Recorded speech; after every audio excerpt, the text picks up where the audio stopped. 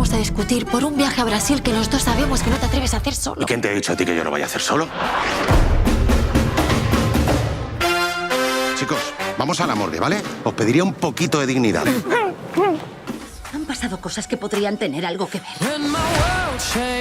El agua fría de la ducha, la caída del tejado y tengo los talones en el suelo.